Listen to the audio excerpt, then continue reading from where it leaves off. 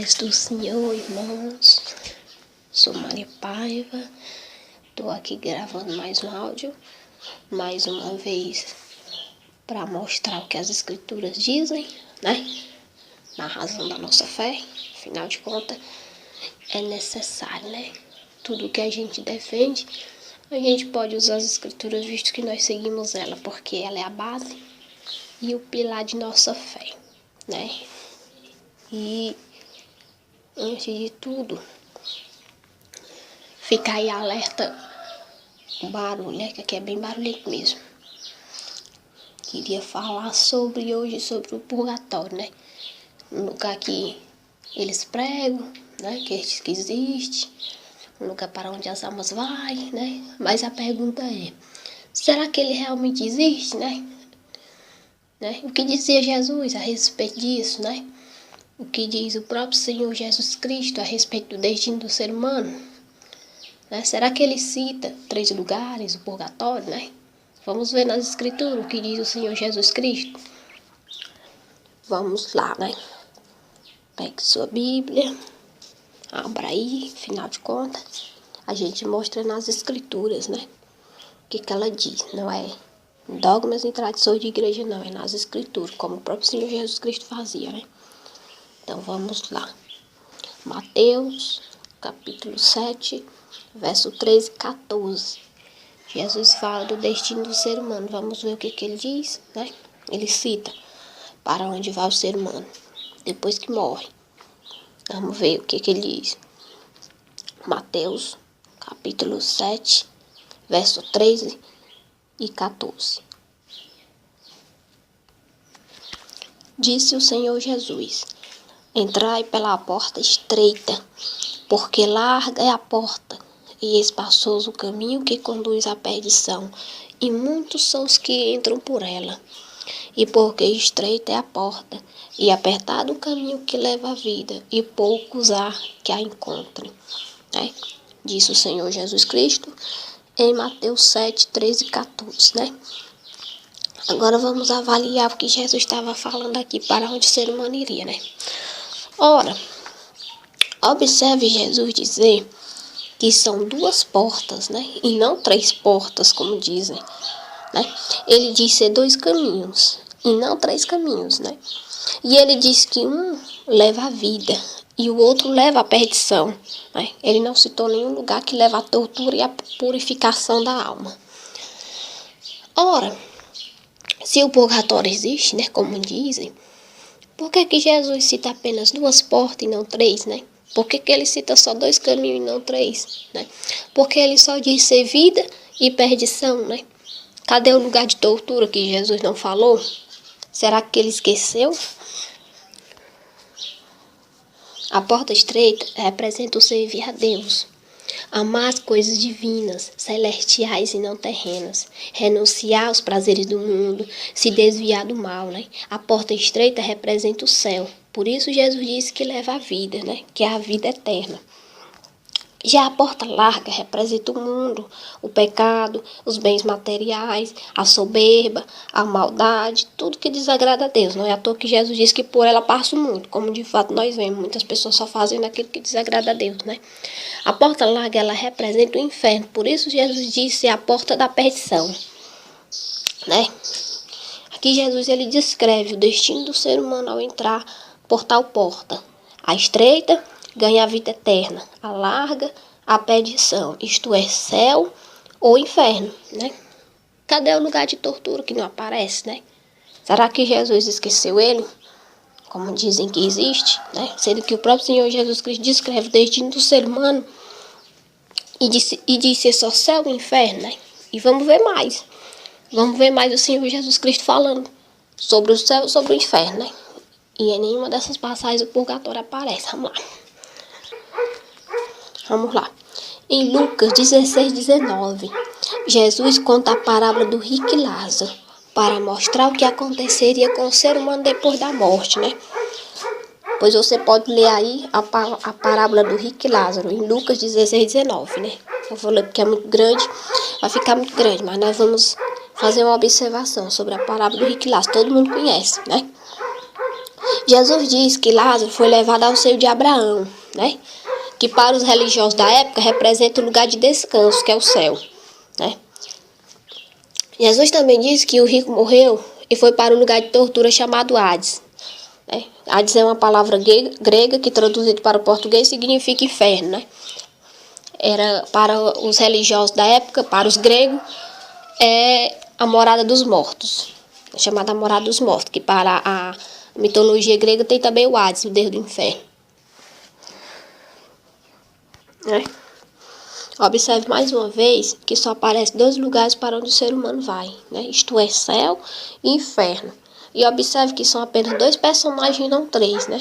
Sendo que um vai para o céu, que é o seio de Abraão, e o outro vai para o inferno, que é o Hades, que é a palavra grega, que traduzido para o português é inferno, né? Observe que o purgatório, lugar de tortura provisória, não aparece aqui, né?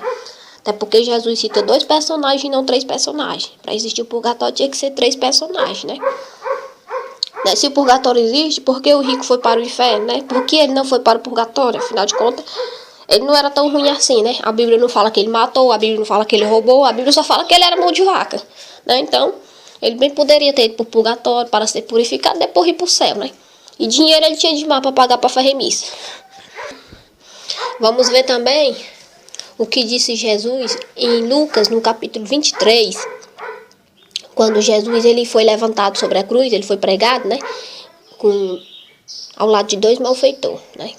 Jesus ele foi crucificado ao lado de dois malfeitores. Um blasfemava de Jesus, enquanto o outro não, né? Conforme está em Lucas 23:39 e 23:40, né? O que blasfemava de Jesus e o que reconheceu seus pecados. Não é à toa que um dos malfeitores disse a Jesus assim, ó: Senhor, lembra-te de mim quando entrares no teu reino. E Jesus disse-lhe: em verdade te digo que hoje estarás comigo no paraíso, né? Lucas 23:42 e 43, né? Ora, se o homem era um malfeitor, né? E ao se arrepender dos seus pecados, Jesus disse que o malfeitor estaria com ele no paraíso. Se ele era um malfeitor, estava pagando pelos seus pecados, então por que ele não foi para o purgatório, né? Para ser purificado, para só depois subir ao céu? Porque ele já ia logo para o céu direto, sendo que Jesus disse que ele estaria com ele no paraíso. Onde é o paraíso? Que Jesus está é o céu, né? Como vemos aqui, o malfeitor ele foi para junto de Jesus no paraíso, não para o purgatório, já que Jesus ele não pisa nem os pés no purgatório. Até porque ele não existe, né? Pois é, o malfeitor foi para o céu, para o paraíso. Jesus disse que ele estaria com ele no paraíso, né? Onde é que Jesus está? Jesus está no céu, Jesus não está no purgatório, não, né? E se o purgatório existe, por que o malfeitor foi para o céu? Não foi para o purgatório ser purificado primeiro, para só depois ir ao céu, como ele diz, né? Que é necessário a pessoa passar pelo purgatório, ser purificado, né? Para depois subir ao céu. Como se bastasse a pessoa morrer, se arrepender dos pecados e pronto, tava tudo certo. Se for assim, ninguém tá no inferno. Porque o tanto de gente que tá lá arrependido dos seus pecados, nem por isso sai de lá, né? Então o inferno ele tá vazio. Perdão não é dado depois da morte, né? E Jesus mesmo diz isso. Jesus mesmo diz isso na parábola também do rico e Lázaro, a mesma parábola, né? Lucas 16:19, na parábola do rico e Lázaro, o rico se encontra lá no inferno lá, queimando, e grita por misericórdia, né? E não é atendido, né? Ora, se o perdão for concedido depois da morte, então podemos concluir que ninguém está no inferno, né? Visto que muitos só se arrepender de seus pecados depois, né? E se o perdão é dado depois da morte, então todo mundo está no purgatório ou no céu. Isto é, o inferno só existe de enfeite, está vazio, ninguém está lá, né? Porque todo mundo que morre, que se arrepende, vai pro purgatório, depois vai pro céu, então o inferno está vazio. Pelo visto, nem o diabo não está lá, que ele está na terra, fazendo o que não presta. O rei Davi, né, que também foi um profeta, inclusive Jesus nasceu da descendência de Davi. O rei Davi também fala do destino do ser humano, né? Ele fala para onde é que o ser humano vai. Vamos ver o que diz aqui o rei Davi sobre o destino do ser humano. Diz assim o rei Davi, ó, no Salmo 15:24. Para o sábio, o caminho da vida é para cima. para que ele se desvie do inferno que está embaixo. Salmo 15, 24, né? Observe que aqui Davi só cita 2 lugares como o destino do ser humano. O céu em cima e o inferno abaixo. Cadê o purgatório que não apareceu? Será que Davi também esqueceu dele? Né? Ele cita o céu acima e o inferno abaixo, né? O purgatório, mais uma vez, não aparece, sendo que ele também não cita a localização dele. Ele diz ser só 2 lugares, né? Sempre nas escrituras, quando se fala no destino do ser humano, só é mencionado céu e inferno. Nunca, nenhuma passagem bíblica cita um suposto lugar de tortura, né? Como você pode ver. O único lugar de tortura mencionado na Bíblia é o inferno e o lago de fogo. E como nós podemos ver bem claro, os 2 levam à perdição. Nenhum leva à purificação de alma para subir ao céu, não, né? Afinal de contas, quando Jesus voltar, o que será feito das almas do purgatório que não estarão purificadas, irão com ele, sem estar preparada, né? Que a alma só pode subir ao céu depois que pagar pelos pecados dela no purgatório. E se Jesus voltar e ela ainda não tinha preparado, para onde é que ela vai? Ela vai subir ao céu sem estar purificada, né? Então isso aí é coisa de quem não pensa, né? Mas o que é o purgatório, né? Porque diz que ele existe, porque prega a existência dele, sendo que o próprio Senhor Jesus Cristo deixa bem claro que só existe 2 lugares para onde o ser humano vai, para o inferno ou para o céu, né? Mas e o que é o purgatório realmente, né? Vendo do ponto de vista católico, o que é o purgatório, né? Você quer saber o que é o purgatório para a Igreja Católica? O purgatório é o nome que se dá ao maior comércio da Igreja Católica Apostólica Romana. Observe que para a igreja ninguém vai para o céu nem para o inferno. Todo mundo que morre vai para o purgatório. Todo mundo que morre é celebrado missas e mais missas. E nenhum é de graça, todas são pagas, claro, né? Até porque a igreja também não faz nada de graça, tudo é cobrado. Todas essas missas que são feitas para as pessoas que morrem, que também só é feito para a pessoa que a família paga, porque a igreja também não faz de graça, né? É tudo voltado para essa teoria desse suposto purgatório, né? A pessoa morre, a própria família diz assim, olha, tá no céu, porque é muito bom. Se tá no céu, então para que missa? Afinal de contas, ela não tá, se a pessoa tá no céu, não tá no purgatório. Se ela não tá no purgatório, ela não precisa ser purificada, porque ela já tá lá no céu, né? Ou seja, ela não precisa de missa. Se a pessoa morre e ela vai pro céu, para que ela vai precisar de missa se ela já tá salva, né? Precisa de missa não, né? E se ela morre e ela vai pro inferno, qual é a missa que vai tirar ela de lá? Nenhuma missa vai tirar ela de lá, né? Então toda a pessoa que vai pro inferno, como a pessoa que vai pro céu, não precisa de missa, né? Então essa missa é vã. Pra que serve? Pra nada. Então, pelo visto, levando por esse ponto de vista, ninguém que morre vai para o céu nem vai para o inferno. Todo mundo da igreja põe no purgatório, né? Fazendo missas e mais missas, né? Para que a pessoa seja purificada e depois suba ao céu, né? Todo mundo vai para o purgatório, depois do purgatório todo mundo vai para o céu. Como eu já falei, o inferno tá vazio, ninguém tá lá. Porque todo mundo que morre na igreja está no purgatório. E é só pagar para fazer missa que a alma é purificada, vai para o céu. Ou seja, ninguém tá no inferno, o inferno tá vazio, né? Como se a salvação fosse comprada, né? Porque se a salvação fosse comprada, não precisaria nem Jesus ter vindo para comprar ela com o seu sangue, né? Porque eles dão a entender que a salvação é comprada. Basta pagar uma missa, basta dar lá uns 100 reais na mão do padre para fazer uma missa e pronto. A pessoa que está no purgatório vai direto para o céu. Ou seja, a salvação é comprada, né? Mas isso aí não é nem de se admirar, não. Porque um tempo atrás ela andava vendendo mesmo, né? Um tempo atrás a pessoa comprava um documentozinho, um pedacinho de folha, né? Ele dizendo que estava vendendo uma entrada no céu. Bastava a pessoa comprar o papelzinho que quando morrer saia direto pro céu, né? Você vê como eles gostam de enganar as pessoas. Só para tirar o dinheiro das pessoas. Salvação ela não é comprada, né? E que somente ao servir ao Senhor Jesus nós podemos entrar no céu justificados pelo seu sangue vertido na cruz, né? E não por meio de bens materiais, né? Visto que cada missa celebrada a igreja cobra por isso, né? Inclusive, para quem paga o dízimo, a missa agora varia R$40, né? R$40 para quem paga o dízimo, né? Para quem não paga é mais caro, né? A igreja ganha por cada missa celebrada. Imagina aí quanto é que ela não ganha, né? E é mais erros que ela comete, né? O primeiro erro é que o purgatório ele nunca existiu e não existe, né? Eles enganam as pessoas para tirar dinheiro das pessoas, para arrecadar mais dinheiro para a igreja, né? Existe, nós sabemos que ele não existe, né? E para quem diz que ele existe, pelo visto, não conhece a igreja que vai, né? Quem diz que o purgatório não existe, não conhece nem mesmo os padres da igreja católica, né? Sendo que o próprio Reginaldo Manzotti disse no Evangelizar é preciso que o purgatório não existe, né? Purgatório não tem nada a ver com a Bíblia, disse o padre. Purgatório não tem nada a ver com a Bíblia, não. Faz parte dos dogmas e tradições da Igreja Católica, né? Não está na Bíblia, mas é o que nós acreditamos, é o que nós pregamos, porque faz parte, né, dos nossos ensinamentos, como sempre. Isto é, o purgatório faz parte dos dogmas e tradições da Igreja, né? Dogmas e tradições essas que são inventados por homens, né? Que nada tem a ver com a Bíblia, né? Como o padre mesmo disse, é doutrina da Igreja, não da Bíblia. Né? Não está na Bíblia, não tem nada a ver com a Bíblia, mas nós pregamos, porque é doutrina da Igreja, né? Isto é, doutrina da Igreja, dogmas, tradições. O que é dogmas e tradições? Dogmas e tradições é a Bíblia dizer que só existe o advogado, e os dogmas e tradições da Igreja diz que existe dois. A Bíblia diz que só existe um mediador, a Bíblia dele mesmo, e ele diz que existe 10, 20, 30, 40, né? Enfim, isso é os dogmas e tradições da Igreja.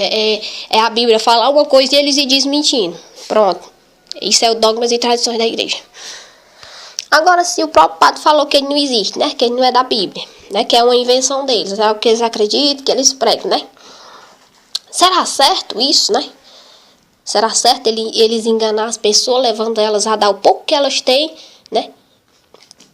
Sendo que só quem ganha com isso é a missa, né? Já que a pessoa falecida não ganha nada. Porque se ela tá no céu, ela não precisa de missa. Se ela tá no inferno, missa nenhuma tira de lá. A família também não ganha nada porque tem que pagar, né? Então quem é que ganha, né? Só pode ser a igreja que fica com o dinheiro das pessoas. E o segundo erro que a igreja também comete é cobrar por as coisas que deveriam ser de graça, né? Coisas essas que Deus dá aos homens e que não pode ser cobrado, né? Como, por exemplo, para quem paga o dízimo, a missa ela varia entre R$40, né? Para quem é dizimista, para quem não é, tem que pagar mais. O batismo também é R$40 para dizimista, né? O casamento é 130 para quem é dizimista também, porque se não for dizimista é mais. A crisma é R$40, né? Para quem é dizimista, se não for dizimista é muito mais caro, né?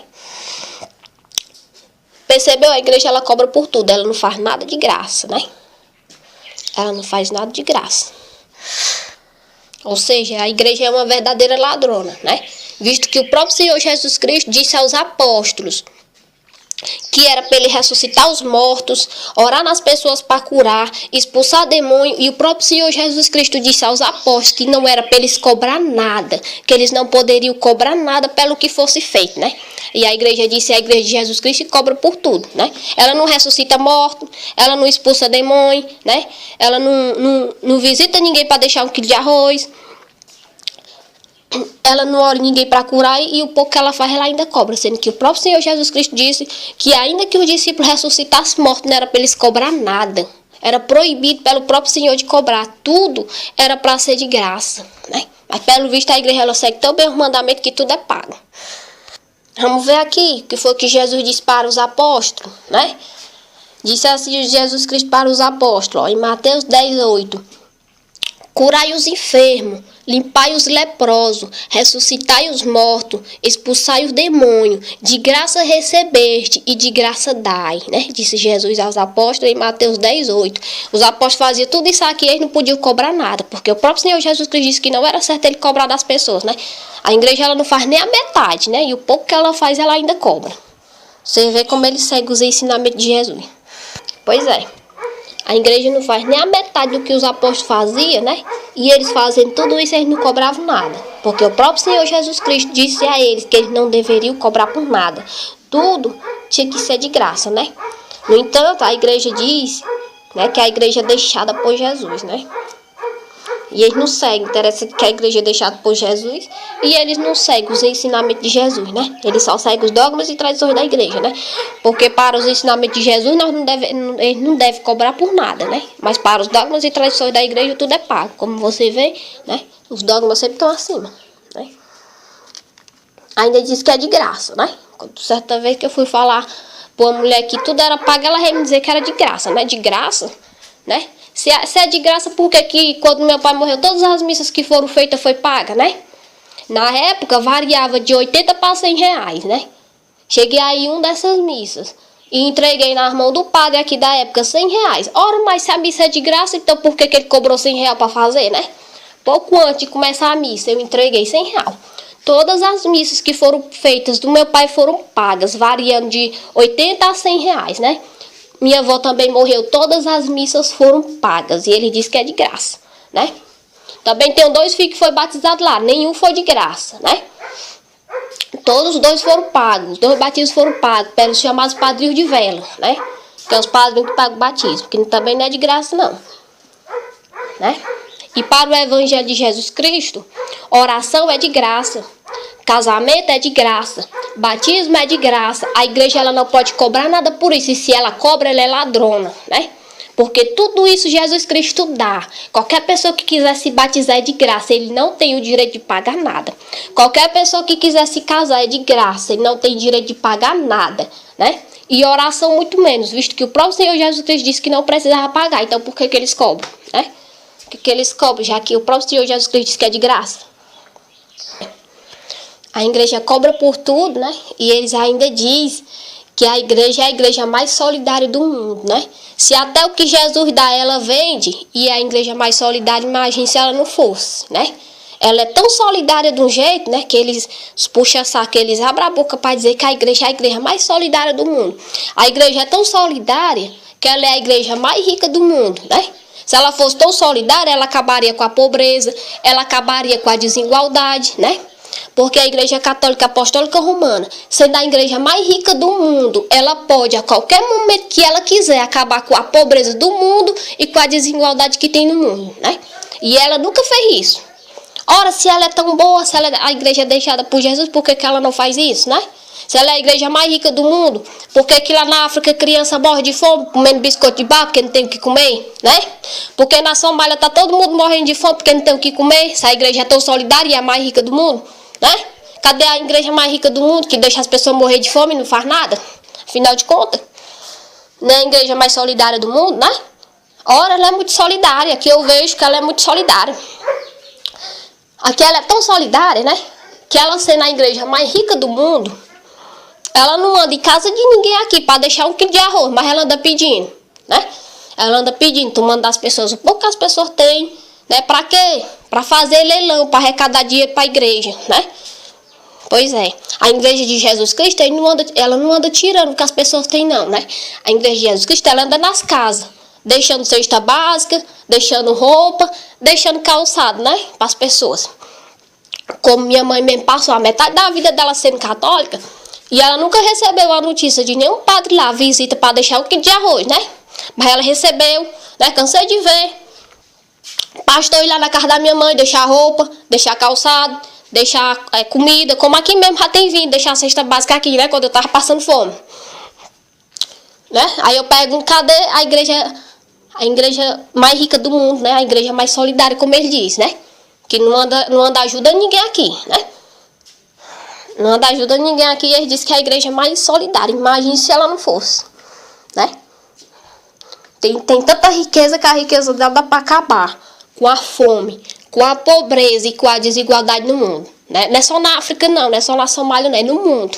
E ela nunca fez isso, né? Se ela é tão boa, por que ela não acaba com a pobreza? Porque dinheiro ela tem para isso, né? A igreja católica, na hora que ela quiser acabar com a fome, com toda a desigualdade que tem no mundo, ela pode, que ela tem dinheiro para isso, né? Mas pelo visto, o objetivo dela não é dar o que ela tem, né? O objetivo dela é tirar das pessoas o que eles têm, né? E aí eles pregam uma união que não existe, né? As igrejas são muito divididas, né? Sendo que na Inquisição, além de matar a Joana d'Arc, que fazia parte da própria igreja deles, né? Que mataram a moça aos 19 anos de idade, queimada na fogueira acusada de bruxa, né? Que hoje todo mundo fala em Joana d'Arc, né? Sabe como foi que ela morreu, né? Mas eles não dizem que foi eles que mataram ela, né? Ah, Joana d'Arc mataram ela assim, mas a igreja não diz que foi ela, né? Porque é segredo, né? Sem falar que ela é tão solidária, que na Inquisição ela matou os membros dela mesmo, que mandou ela criar vergonha na cara e repartir a riqueza que ela tinha com as pessoas que estavam morrendo de fome. Que foi que a igreja fez? A igreja ela é tão solidária como diz os puxa-saco, que ela mandou matar todos os membros que mandou ela dividir a riqueza dela, né? Qualquer um pode pesquisar. Os próprios membros da igreja que se levantou contra ela e disse assim, olha, as pessoas estão morrendo de fome, as pessoas estão precisando de ajuda, dá um pouco do dinheiro que vocês têm para as pessoas, né? A igreja ela é tão solidária que ela matou as pessoas que mandam ela dividir a riqueza dela. Por quê? Porque ela não divide a riqueza dela com ninguém, né? Ela só tira das pessoas o que as pessoas têm. Não é à toa que até o que Deus dá ela vende, né? Nada de lá é de graça, né? Nada de lá é de graça. Tudo é pago. E ainda é a igreja mais solidária do mundo. Imagina aí, se ela não fosse, né? Prega até a existência do purgatório para ganhar dinheiro das pessoas, desmentindo o próprio Senhor Jesus Cristo. E ainda diz que segue Jesus Cristo, né? Jesus Cristo diz que existe 2 lugares para onde o ser humano vai, céu ou inferno, né? Ele diz que não, existe 3 lugares. Existe o purgatório, né? Jesus está mentindo. Jesus está mentindo, Jesus não sabe de nada não. Né? E é porque ele disse, é discípulo de Jesus, diz mente o próprio Deus. Aí vamos confiar nas pessoas dessa. Uma pessoa que não tem consideração, que desmente o próprio Deus, não vai desmentir a gente, né? Uma pessoa que não tem respeito nenhum por Deus, vai ter respeito por quem? Por ninguém, né? Isso aí, né? Para os puxa-saco dela que abre a boca para falar mal da igreja dos outros, não conhece nem a metade da igreja que vai, né? Afinal de contas, quem pergunta quer resposta. Quem critica quer ser criticado, né? E quem quer respeito, respeita. Né? Nós podemos muito bem abrir a boca e falar o que ela é, já que nós sabemos, né? Embora eles escondam. Embora os puxa-saco lá botam tudo por debaixo do tapete, né? São pagos para isso. São pagos para babar a igreja, que nem os padres, que babam tanta igreja que despreza a palavra de Deus, né? Eles babam tanta igreja que eles colocam a Bíblia em último degrau e a igreja em primeiro degrau, né? A Bíblia tá errada, né? A Bíblia é isso, a Bíblia é aquilo. A igreja é perfeita, né? Por quê? Porque a igreja paga eles, né? Se a Bíblia pagar o salário dele, eles ficavam babando na Bíblia. Agora, como é a igreja que paga ele, baba é a igreja mesmo. Afinal de contas, a pessoa vai babar é que paga ele mesmo, né? Até onde nós sabemos, não é a Bíblia que paga eles, não, né? Então, não é de se admirar deles falar tão mal da Bíblia, não. Afinal de contas, é a igreja que paga eles, não é a Bíblia, não. E a igreja paga muito bem pago, né? Porque também, se ela não pagasse, eles não se faria tanto esforço para desmentir o que a Bíblia diz, né? Aí, é uma verdadeira Babilônia, né? Graças a Deus que Jesus Cristo me tirou de lá. Não me arrependo nem um dia que eu saí de lá, né? Me arrependo nem um dia. Graças a Deus por isso, né? Graças a Deus por isso, porque eles pregam o amor, uma união que não existe, né? Eles são tão unidos de um jeito que aqui, na localidade onde eu moro, eles são tão unidos que eles se matam na frente da igreja. É a união que eles pregam, né? Eles são tão unidos de um jeito que eles acabam de sair da igreja orando o Pai Nosso, dizendo para Deus perdoar a dívida como eles perdoam os outros. E quando chega lá na frente diz que um pouquinho dos infernos não perdoa. É a união que eles pregam, a união que só eles que veem, né? Pois é. Puxa saco aí, que são pagos para defender. Que ainda é pior ainda, né? A pessoa que se vende ainda é pior, que nem a meretriz, como o próprio Deus costuma dizer, né? O próprio Deus diz que aquele que se vende é meretriz, né? Conta mentira por dinheiro, né? E pelo visto nunca leram o final do Apocalipse. Ou se leu, não creu, né? Visto que o próprio Senhor Jesus Cristo diz que os mentirosos não entram no reino dele, né? Para onde é que eles vão? Pular que arde com fogo e enxofre. Mas pelo visto eles estão achando que quando Jesus voltar, ele vai dar um jeitinho deles entrar. Vai dar um jeitinho deles entrar no lago de fogo. Que vai dar, né? E quem acha que eu tô mentindo é só ler lá o finalzinho do Apocalipse e ver qual é o destino dos mentirosos, né? Pelo visto eles não creem não, nisso não. Porque eles estão achando que quando Jesus voltar, eles vão pro céu, né? Estão chamando Jesus de mentiroso o tempo todo, né? E jurando que vão pro céu, dizendo que vão pro céu, né? Então Jesus é mentiroso, né? Porque Jesus disse que os mentirosos não entram no reino dele, não. Vai pular que arde com fogo e enxofre, que ele falou, né? E eu acredito nisso. Se eles não acreditam, então pronto, deixa eles presos acreditar que eu deixei geladeira. Aí eles vão ver se Jesus é de fato mentiroso, como ele diz. Afinal de contas, Jesus é Deus, né? E Deus não é homem para que minta. E tá aí a verdade, né? Qualquer um pode ver, é só olhar na Bíblia, é só comparar. Que o próprio Senhor Jesus Cristo disse o que ele diz, né? E eles ainda dizem que estão certos. Eles que estão certos, nós estamos certos. O erro está na Bíblia, né? O erro está nas palavras de Jesus. Jesus foi que errou. Não. Jesus, ele esqueceu do purgatório, né? Jesus disse que era céu e inferno, mas Jesus esqueceu do purgatório. Pode Deus esquecer de alguma coisa? Né? Deus mesmo que diz que Jesus é Deus. Como é que pode Deus se esquecer de alguma coisa? Eu não acredito nisso, não. É impossível que Deus se esqueça de alguma coisa. Jesus não falou porque ele não existe, né? Como os próprios padres dizem, na maior cara dura que não existe. Né? Que é só uma invenção que eles inventam para ganhar dinheiro da igreja. Né? Como o padre Reginaldo Manzotti mesmo já falou, que não existe não. Já tá aí a verdade. Essa daí. Né? Quem quiser me perguntar, pode me perguntar. Quem quiser conhecer, né, a igrejinha que eles falam tão bem, é só você estar comigo, passar meia hora sentado no marreio que eu falo, né? Aí, meu filho, se a pessoa passar meia hora conversando comigo, eu dizendo o que a igreja católica, a pessoa ainda continua católica, eu vou te dizer, viu? Sinceramente, só a misericórdia de Deus mesmo. Porque eu não me arrependo nenhum dia de ter deixado de ser. Porque ela é uma coisa que ela é uma coisa que ela diz ser uma coisa e não é, né? Ela se passa por santa, né? A gente sabe que ela de santa ela não tem nada, né? Porque é uma igreja que mata os membros dela mesma e ainda diz que é santo, né? Então o mundo tá cheio de santo. Observe. As pessoas estão matando uns aos outros, né? Os católicos mesmo são primeiros a dizer, isso ali é um demônio, isso ali é uma pessoa que tira a vida do outro, né? É um demônio, vai pro inferno, né? E a igreja matou um monte de gente e é santa, né? Qual é a diferença que tem? Quer dizer que é só as pessoas do mundo que matam os outros, que é errado, né? A igreja, ela pode matar quem ela quiser e tá certo, né? Que é isso que eles dão a entender, né? A igreja matou, mas ela é santa mesmo assim, né? No tempo da Inquisição não podia nem dizer que a igreja era feia. Que se a pessoa dissesse que a igreja era feia, já era morto, né? A pessoa não podia ser gay, né? Que já era morto também. A pessoa não podia ser ateu, que era morto, né? Se a pessoa vestisse uma roupa preta e a igreja mandasse voltar para vestir uma branca, a pessoa não vestisse, já era morto. Ou seja, ela matava a pessoa por qualquer besteira. Qualquer besteira, porque ela queria mandar em tudo, né? E aquele que não obedecia era morto, né? Nós sabemos que muitos não obedeceram. Muito que não se curvar diante da igreja, eles mataram. Mas, claro, ela é santa, né? Ela é santa, né? Ela exterminou uma cidade inteira, né? Exterminou uma cidade inteira, ficou conhecido como massacre da noite de São Bartolomeu, né? Matou as pessoas da cidade inteira na maior covardia, né? Simplesmente porque uma família católica se casou com protestante, né? Eles foram lá, matou todo mundo. Pegaram todo mundo na maior covardia e mataram. Mas claro, ela é santa, né? Ela nunca deixou de ser santa. Matou todo mundo, exterminou, né? Ficou conhecido como massacre da noite de São Bartolomeu, né? Mas é santo, né? É santo, né? Sobre o Papa do Inocêncio III também foi a mesma coisa, né? Da Inquisição, né? O Papa Inocêncio III mandou varrer da França os valdenses e os cátros. Mandou matar todos os valdenses e os cátros, né?